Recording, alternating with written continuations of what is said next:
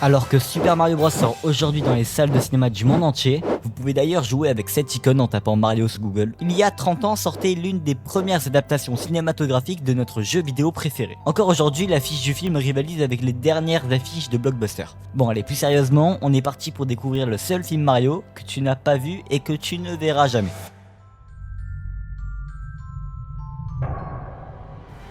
Cette idée catastrophique de créer un film Mario en 1996 est arrivée le jour où le producteur Roland Joffé acquérait les droits du film Mario de Nintendo. Car oui, à ce moment-là, Mario c'est 40 millions d'exemplaires vendus seulement avec Super Mario Bros sur NES.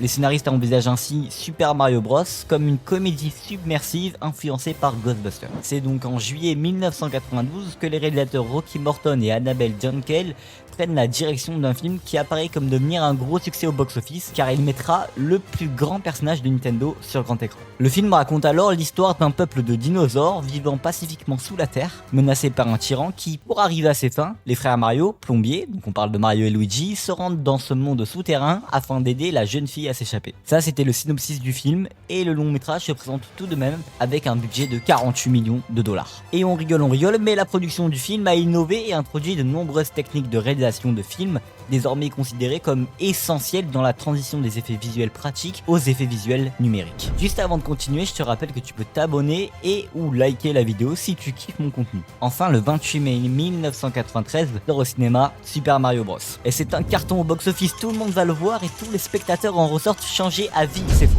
Le film il a à peine atteint les 38,9 millions de dollars de recettes avec un budget, on le rappelle, de 48 millions. Le film est donc un gros flop, on peut le dire. Certainement que le marketing n'est même pas compté dans le budget, mais bon, puisque personne n'a entendu parler de ce film, j'en présume que la campagne marketing n'a pas dû coûter très cher. En plus d'être un flop économique, le film se fait démonter par le public. Les critiques négatives s'enchaînent, entre acteurs qui surjouent, une intrigue très peu développée et un film ridicule. Le long métrage atteint la grande et belle note de 1,5 sur Allociné. Et pour vous rendre compte de ce flop monumental, le film il est carrément sur la liste des pires films jamais réalisés. Ah oui, et si tout à l'heure vous n'avez pas compris le rapport entre le scénario du film et les jeux vidéo Mario, c'est parce qu'il y en a pas trop. Ils ont tenté d'adapter le personnage dans un monde à la fois moderne et apocalyptique, avec apparemment des dinosaures vivant sous terre et Daisy qui est archéologue. Le film Mario est quand même ressorti en Blu-ray en 2017, mais qu'au Japon, parce qu'il faut pas abuser non.